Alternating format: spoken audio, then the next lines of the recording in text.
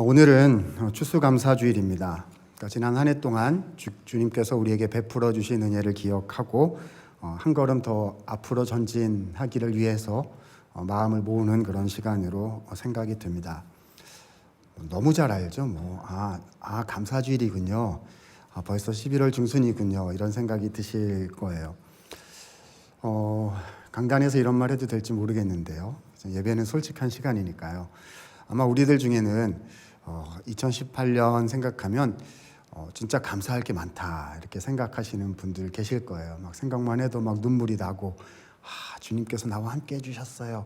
막 이런 분들이 계실 것 같습니다. 또 반면 안 계셨으면 좋겠지만요. 저는 감사할 게 없는데요. 이렇게 하시는 분도 혹시 계실지도 모르겠어요. 어려운 일이 많으셔서 마음이 저리고 찢어져서 감사는 저에게 사치인데요. 정말 교회에서는 말 쉽게 하는군요. 이렇게 예배니까 아멘 이렇게 하지만 제 마음엔 감사할 동력이 없는데요. 이렇게 하시는 분도 혹시 계실지 모르겠습니다.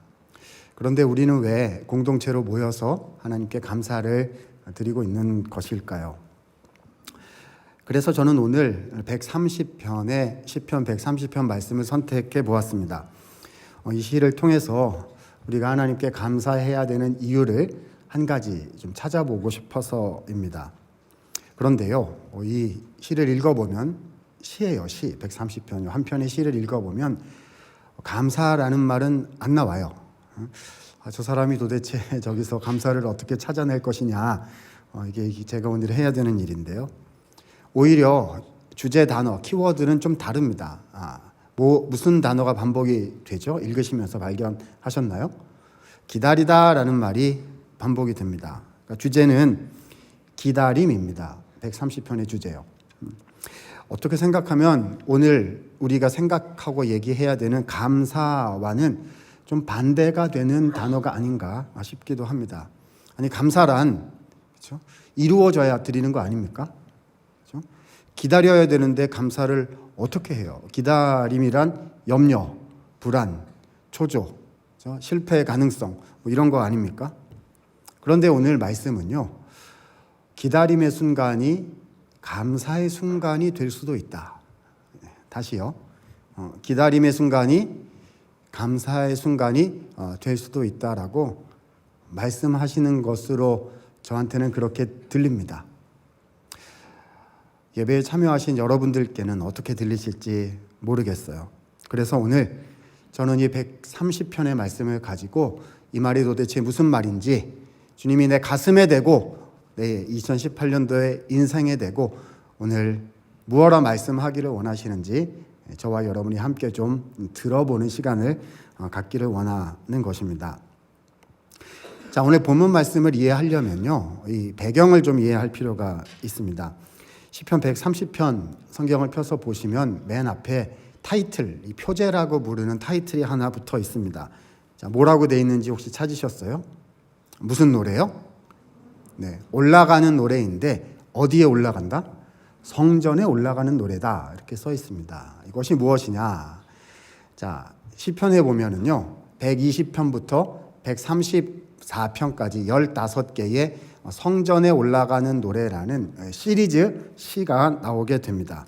오늘 130편은 그 중에서 이제 상당히 3분의 2 정도 되는 지점의 뒤쪽에 있는 후반부 시편이죠. 자, 이 성전에 올라가는 노래가 뭐였느냐? 이제 여러 가지 견해가 있는데요. 가장 많이 받아들이는 견해는 순례자의 노래라는 겁니다. 무슨 노래요? 순례자예요, 순례자. 우리는 순례길을 잘 떠나지 않습니다만은 우리는 주일마다 예배 오고 이제 맨날 새벽기도 오고 그냥 교회 계속 오잖아요. 근데 이 구약 시대 이스라엘 백성들은 하나님을 만나러 그렇게 자주 갈 수 있는 게 아니었습니다. 하나님의 백성은 1년에 3차례 내 앞에 보일지니라 이런 계명이 있었고요. 그래서 3대 절기, 그러니까 6월절, 77절, 초막절 이런 중요 절기들에 이스라엘 방방곡곡에서 자기 집을 떠나가지고 예루살렘 성전을 향해서 여행을 간 거예요. 그걸 순례길이라 이렇게 부를 수 있겠죠. 요즘이야 우리 대한민국 방방곡곡 어디든 갈 수 있지 않습니까? 2시간, 3시간이면 KTX 타고 어디든 대개 갈 수가 있는데요. 근데 그 당시는 그렇지 않았죠.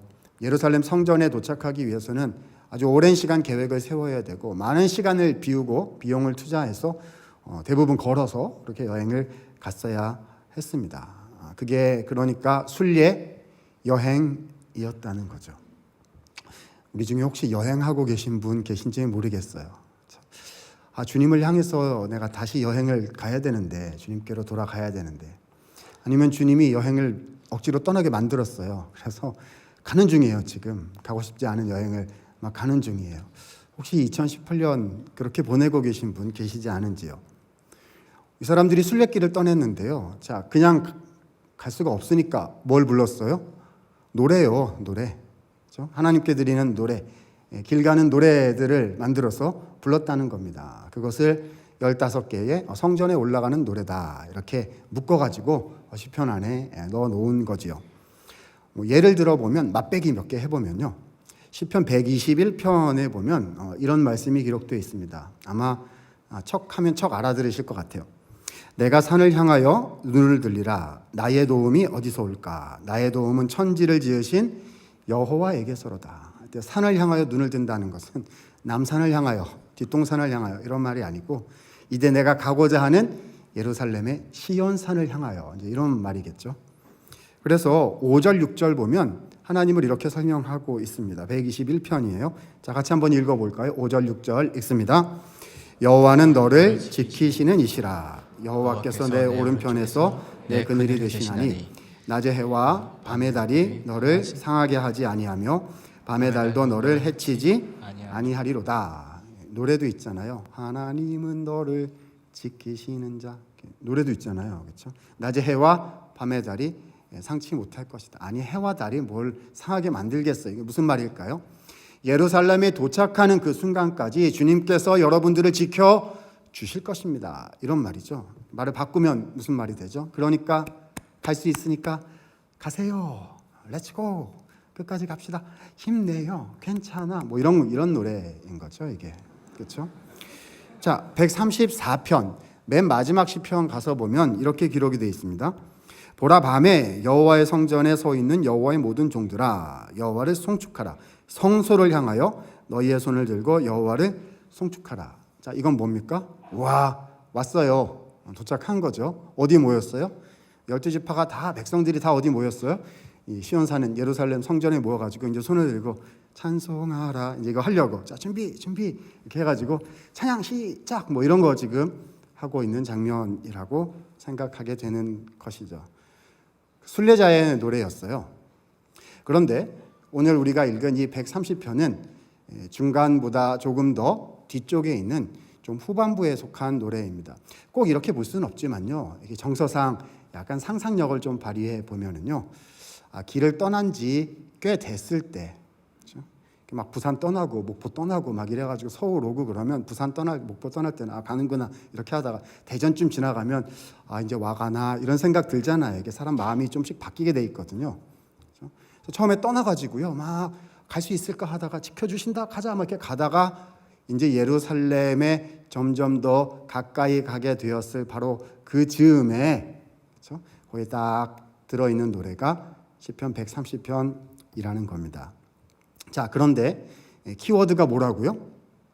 기다림이요, 기다림. 여러분, 여행하면 기다림이거든요. 그렇죠? 도착하는 목적지를 생각하며 기다리며 가는 거거든요. 그렇다면 이 130편은 어떤 종류의 기다림을 우리에게 보여주는 것일까요? 자, 1절, 2절 말씀 보니까 이렇게 시작을 하고 계십니다. 자, 1절 보니까요. 여호와여, 내가 주께 부르짖었나이다인데 그 앞에 한 단어가 있네요. 자, 어디로부터 부르짖었다? 어디서부터요? 깊은 곳으로부터 부르짖었다. 이렇게 되어 있습니다. 여러분 혹시 해보셨어요? 주님께 부르짖었는데 어디서부터요? 깊은 곳으로부터 이게 무슨 빌딩 건물 지하 13층에 들어갔다 이런 말이 아니잖아요. 그렇죠? 이게 뭐죠? 내 마음 가장 깊은 곳에서부터 기도가 터졌다. 뭐 이런 말입니다. 그렇죠? 정말 숨기고 싶은, 그렇죠? 나도 잘 모르는, 나도 잊어버린 그 내 마음속에 가장 깊은 그 본질, 뭐 심연, 이렇게 뭐라고 불러야 되죠? 거기서부터 기도가 나오기 시작했다는 거거든요. 여러분, 왜 이 시편 기자 시인은 이런 말을 하고 있는 걸까요?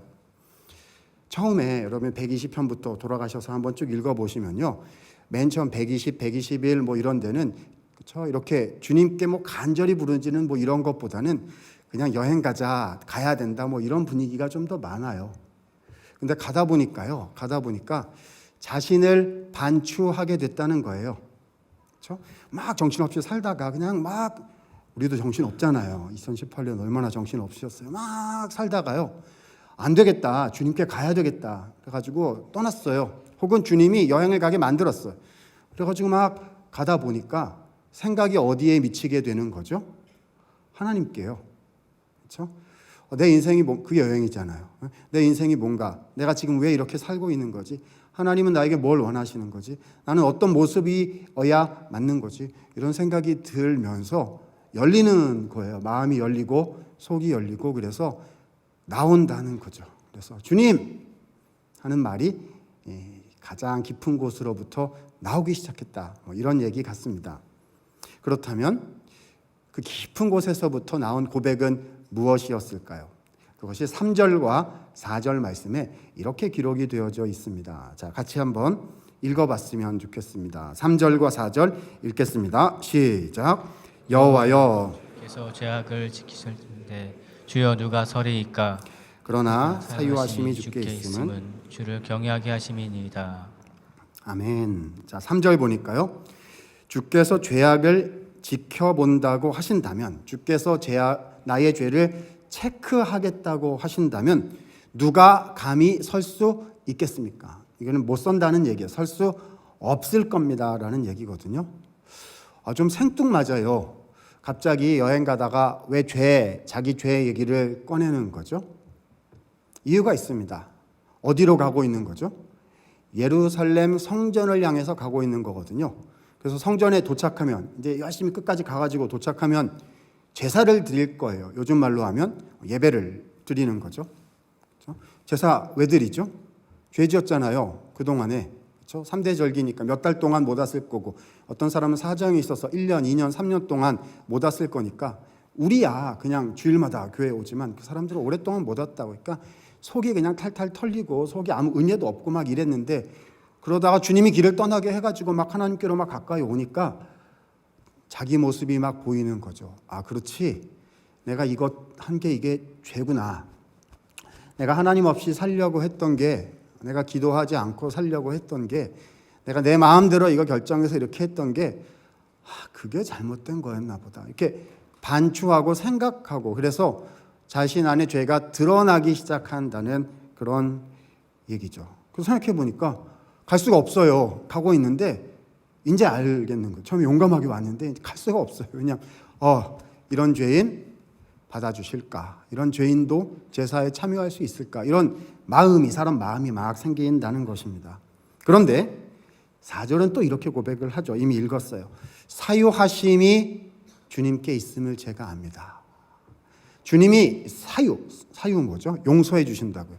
용서해 주심이 주님께 있음은 주님을 경외하게 하려 하심입니다. 무슨 말일까요? 지금 뭐 드리러 간다고요? 제사 드리러 가요. 가면 참여할 수 있거든요. 하나님 백성이니까 참여한다고요. 그러면 거기서 제물로 주님 앞에 제사를 드릴 거고, 그 제물이 뭐죠? 내가 죽어야 되는데 제물이 대신 죽어서 나의 죄가 용서되는 그 제사 아닙니까? 그 제사 드릴 거거든요. 그러면 이제 제사장이 선포를 할 거예요. 제사에 참여하였으므로 여러분의 죄가 용서받았습니다. 이렇게 선언을 있잖아요. 교회 오면 찬양으로 시작해서 축도에 있을지어다 이렇게 끝나는 거 다 아시잖아요. 그렇죠? 예배 성전에 가면 이렇게 해서 제사장이 용서받았습니다 이렇게 할 거거든요. 다 알아요. 그렇죠? 그러니까 죄 용서 받을 거라고요. 그렇죠? 알아요. 그런데 여러분 잘 보세요. 그런데 그렇게 될 걸 아는데 아직 도착을 안 했네요. 그렇죠? 지금 죄가 생각나기 시작했어요. 앞으로 예루살렘에 계속 가까이 갈 때까지 죄는 더 생각이 날 거예요. 왜냐하면 이제 깨달아지기 시작했으니까, 내가 얼마나 바닥까지 내려갔는지 깨달아지기 시작했으니까 점점 더 가슴을 치게 될 건데, 근데 가면 용서받을 걸 알지만 아직 간 건 아니거든요.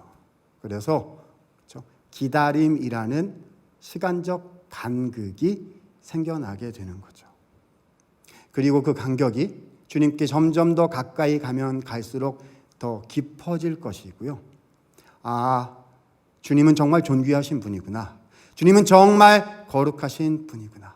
그리고 이런 나에게조차 은혜를 다시 베푸실 주님은 참으로 은혜로우신 분이구나라는 신앙의 반추가 점점 더 깊어져 가겠지요. 그러니까 이 순례길의 여행은요, 기다림의 여행이었는데, 하나님을 기다리게 하시는 여행이었는데, 주님께 가까이 가면 갈수록 주님을 더 생각하게 만들고 주님을 더 경외하게 하는 신앙의 훈련의 여정이었다는 것입니다. 그래서 시인은 이렇게 순례자는 이렇게 고백을 하고 있습니다. 5절 6절입니다. 상당히 잘 아시는 구절이죠. 제가 읽어봅니다. 나 곧 내 영혼은 여호와를 기다리며 나는 주의 말씀을 바라는도다. 파수꾼이 아침을 기다림보다 내 영혼이 주를 더 기다리나니 참으로 파수꾼이 아침을 기다림보다 더하도다. 하나님을 기다리게 됩니다. 이렇게 고백이 막 나오는데요. 근데 진짜로 많이 기다리나 봐요. 뭐보다 더 기다린다는 거죠?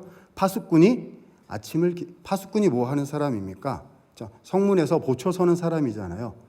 여러분 밤새 보초 서 보셨어요? 군대에서나 아니면 어디서나 밤새 뭐 하시고 새벽 6시, 7시가 되면 끝난다 그러면 뭐 하십니까? 계속 시계 보고 막 기다리잖아요. 아, 언제 3시가 되나, 언제 4시가 되나 막 이러면서 막 진짜 기다리거든요. 그런데 그거보다 하나님을 더 기다리게 된대요. 여러분 하나님 기다리세요? 그렇죠?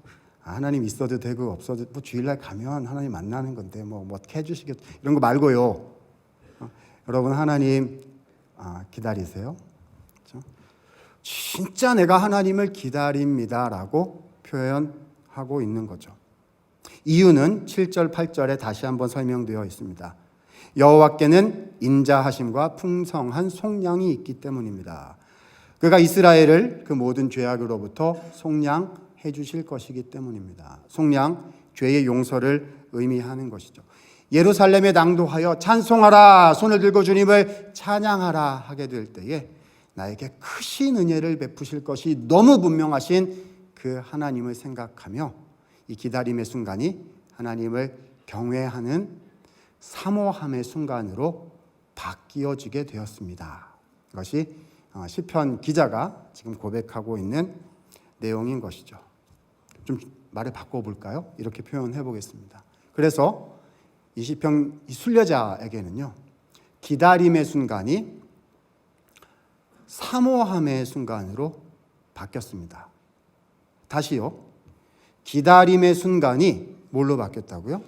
사모함의 순간으로 바뀌게 되었다는 것입니다. 사랑하는 여러분, 지금까지 말씀을 드린 것은요, 구약 성경, 그러니까 예수님이 오시기 전 버전으로 말씀을 드린 거예요.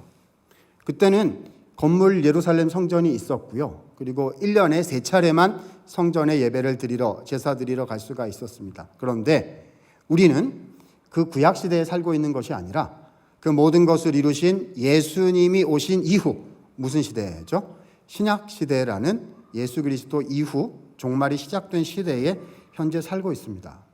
그래서 우리는 이 130편에 대한 해석과 의미를 한 번 더 부여해야 되는 입장에 지금 서 있습니다. 왜 그렇죠? 우리는 더 이상 예루살렘에 있는 성전으로 순례길을 떠나는 인생이 아니에요. 이 사람들은 매해 3대 절기 때만, 그렇죠? 그때만 올라갈 수 있어요. 아니, 그리고 죄를 용서받기 위해서는요, 그렇죠? 그때 반드시 올라가야 했어요. 그런데 우리는 입장이 조금 다릅니다. 왜냐하면 이 모든 구약의 예언과 계시의 말씀들은요, 우리가 믿는 구주이신 예수 그리스도에 의해서 완전히 다 성취가 되었기 때문입니다. 자, 말이 좀 어렵나요? 쉽게 바꾸면요, 구약 백성들은 죄를 용서받기 위해서는 죄 지으면 예배를 제사를 또 드리고 희생 짐승을 또 드렸어야 했어요. 지금도 유대교에서는 욤 키포르라고 그래서 대속죄일이라고 부르죠. 굉장히 중요한 절기로 매해 지키고 있습니다. 그러나 우리 신약교회, 기독교회는 그거 지키지 않아요. 왜 그렇죠? 이 모든 죄를 용서하는 제사는 어디에서 다 이루어진 거예요? 나를 위해 죽으시고 부활하신 예수님의 십자가 사건에서 다 이미 성취가 된 거거든요. 여러분 예수님 믿으시죠? 그렇죠? 그러면 예수님 때문에 나의 죄가 다 용서된 바 된 것을 또한 믿으시죠? 그렇죠? 그게 무슨 얘기냐 하면 나는 더 이상 희생 제사를 드리기 위해서 건물 성전에 올라갈 필요가 없어졌다라는 말이거든요. 그러니까 우리는 예수님의 단 한 번의 십자가 희생 제사 때문에 우리 일생의 모든 죄, 시간과 공간을 초월하여 내가 책임져야 되는 모든 죄를 이미 다 용서받았다는 뜻이거든요. 그렇죠? 굉장히 다른 지점입니다. 구약하고 우리하고 다른 지점이죠. 자, 그렇다면 우리는 이 노래를 어떻게 받아들여야 될까요? 놀라운 사실은요. 이 시편 130 성전에 올라가는 노래라고 번역되어 있는 이 본문들을 성경 원문으로 이렇게 찾아보게 되면 매우 놀랍게도 성전에라는 말이 없어요. 그냥 뭐라고 되어 있냐면 올라감의 노래다 이렇게 되어 있습니다. 성경 해석을 하자면 이만큼 해야겠지만 줄여서 결론만 말씀드리면요. 신약 시대의 우리들에게 이 노래는 역시 순례길의 노래이지만은 건물 성전 예루살렘을 향해 가는 노래가 아니라 장차 완성될 천국을 향해서 올라가는 인생 순례길의 노래다. 자, 어떤 노래요? 천국을 향해서 올라가는 인생 순례길의 노래다라고 우리가 이 말씀을 인지하고 해석해 볼 수가 있을 것입니다. 왜냐? 이런 거죠. 예수님께서 우리의 모든 죄를 이미 다 십자가에서 용서하시고 우리를 하나님의 의로운 백성으로 삼아 주셨습니다. 이것은요, 하나님의 입장에서 볼 때 그런 거예요. 시간과 공간을 초월하는 하나님의 입장에서 보시자면 예수 그리스도 사건은 모든 시간과 모든 공간에 영향을 주시는 사건이기 때문에요. 내가 예수 그리스도의 십자가 사건으로 너를 용서하고 너를 구속했고 너를 네 인생을 완성했다. 하나님 편에서 이렇게 선언을 하시는 거죠. 그런데 우리는 하나님이 아니기 때문에 시간과 공간 안에서 살아가고 있습니다. 분명 주님은 다 완성해 놓으신 것이 분명한데 우리 눈에 보기에는 이게 아직 완성이 되지가 않은 거예요. 이것을 그래서 좀 정리해서 신학적인 용어로는 이미와 아직 사이에 있다 이렇게 표현합니다. 이미란 하나님 편에서 볼 때 다 완성시켜 놨다는 거예요. 아직이란 우리 입장에서 볼 때 아직 완성이 안 된 걸로 보인다는 거죠. 와, 구약시대 성전에 올라가는 노래에서도요. 틀림없이 그렇게 될 것 같지만은 아직 거기 도착을 안 했어요. 그래서 기다림의 순간이 생겨나게 됐거든요. 그런데 이미 다 완성을 해 놓았다고 선포하시는 예수 그리스도의 사건을 믿고 있는 우리들에게도요. 우리가 피조물, 시간 공간 안에서 살아가는 피조물이기 때문에 또한 기다림의 간극이 발생하게 된다는 거죠. 따라서 우리는요. 이 기다림의 순간을 어떻게 받아들여야 될까요? 이미 완성된 것이 이루어져 가는 시간으로 받아들여야 되는 겁니다. 다시요. 어떻게 해요?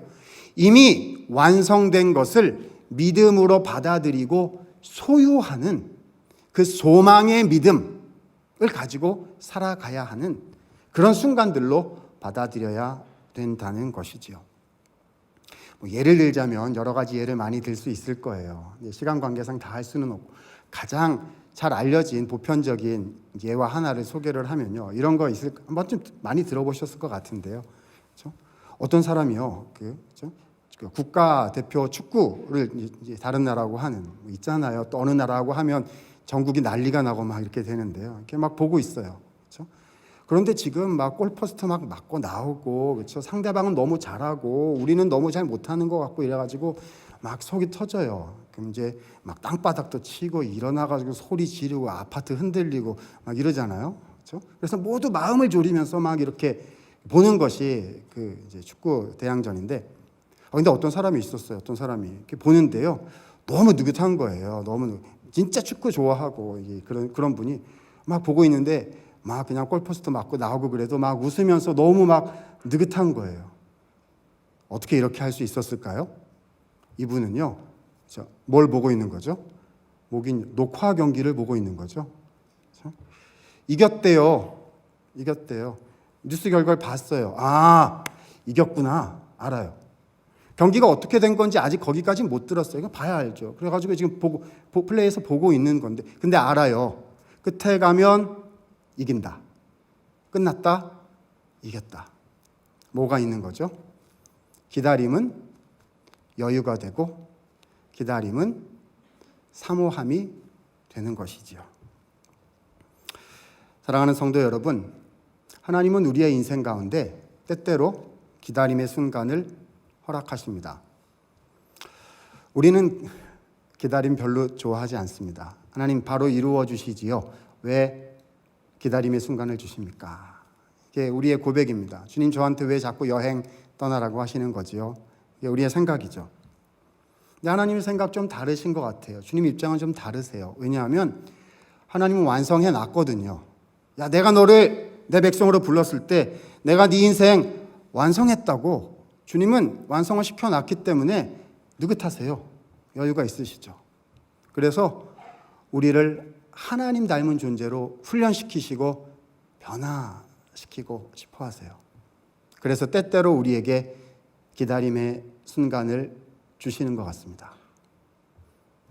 기다림의 순간이 사모함의 순간이 돼요. 하나님을 더 생각하고 주님을 내 삶 속에 더 주인으로 받아들이면서, 주님 정말 올해도 하나님이 저의 주인이십니다. 하나님, 이번 11월도 주님이 제 인생의 왕이십니다.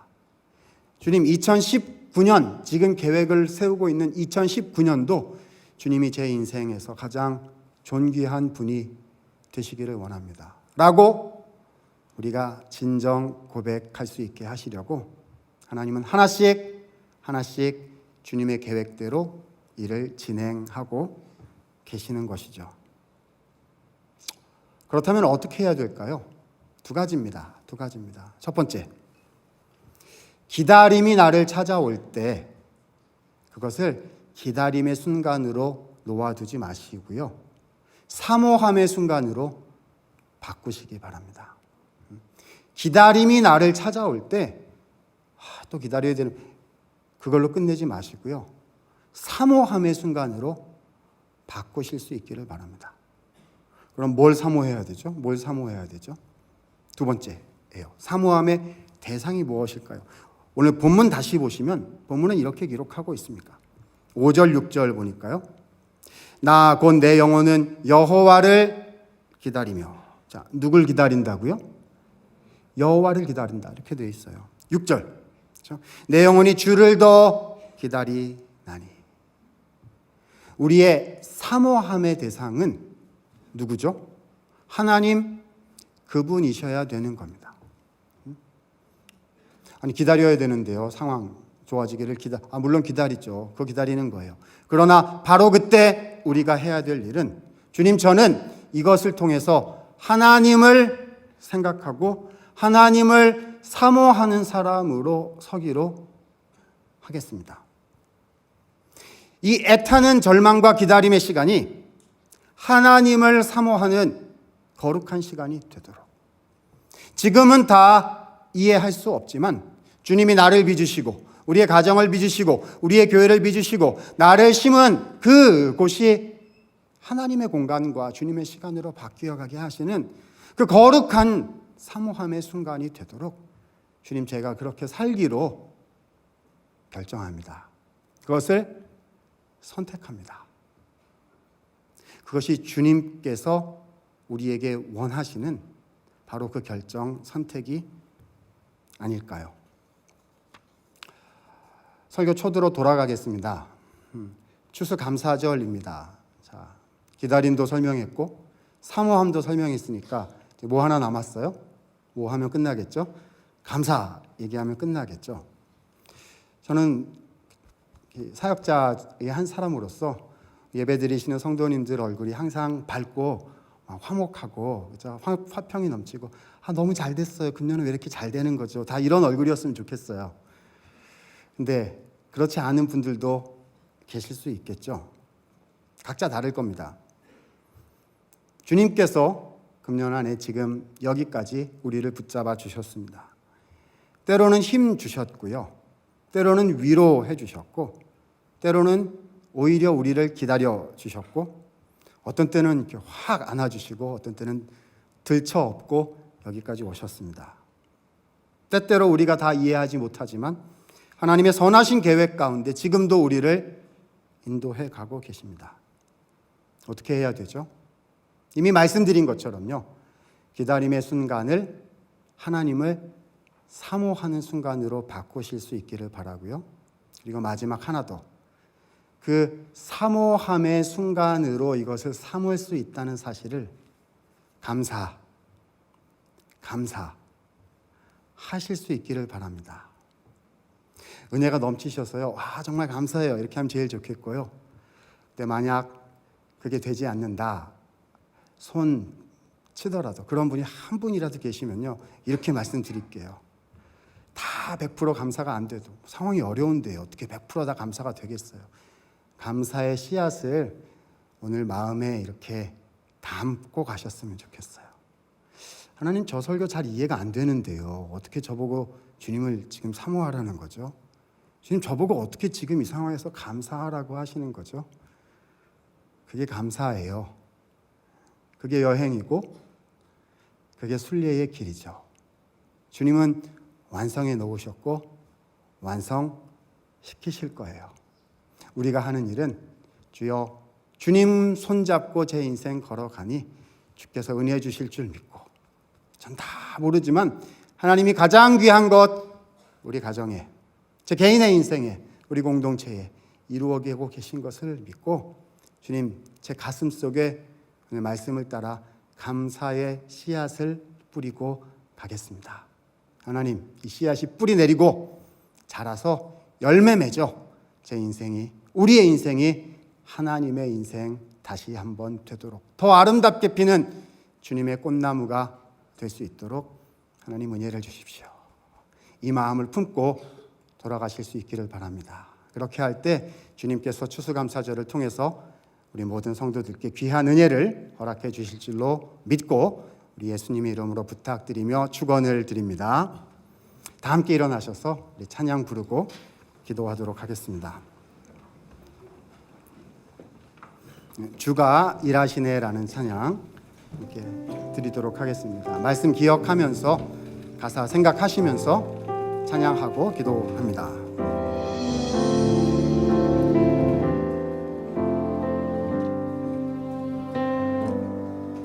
날이 저물어 갈 때 빈들에서 걸을 때 그때가 하나님의 때 내 힘으로 안 될 때 빈손으로 걸을 때 내가 고백해 여호와 이래 주가 일하시네 주가 일하시네 주께 아끼지 않는 자에게 주가 일하시네 주가 일하시네 신뢰하며 걷는 자에게 우리 모인 이곳에 주님 함께 계시네 누리네 아버지네 적은 떡과 물고기 내 모든 걸 드릴 때 모두 고백해 여호와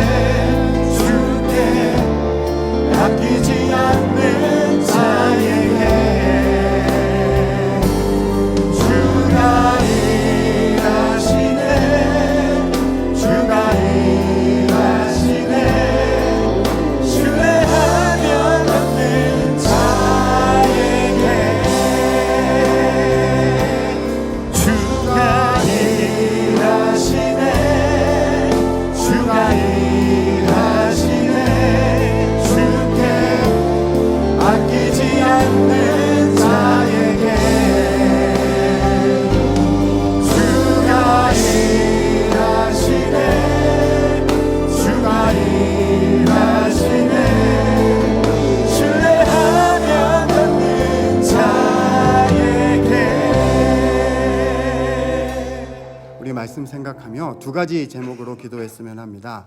첫 번째, 하나님 금년 한 해 저와 함께 해주시고 제가 다 이해하지 못하나 지금까지 붙들어 주신 하나님의 은혜를 기억하며 주님께 저의 입술로 감사하다고 말씀드리고 싶습니다. 이 기도를 첫 번째 드리셨으면 좋겠어요. 두 번째, 주님, 저의 걸어가는 인생에 제가 속한 공동체, 가정, 직장, 학교 그곳에서 하나님의 감사의 인생으로, 기다림을 사모함으로 바꾸는 감사의 인생으로 살아가도록 하나님 믿음으로 다시 결정하고 선택하기 원합니다.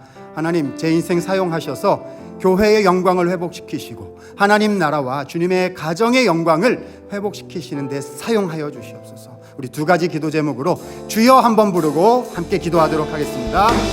주여, 하나님 감사합니다. 하나님 추수감사절 예배를 맞아서 하나님 시편 130편의 말씀으로 나누고 하나님 우리 성도들 주의 백성들과 함께 기도합니다. 하나님 금년 안에 하나님 이곳까지 걸어오게 하신 하나님 은혜를 기억합니다. 하나님 감사를 드립니다.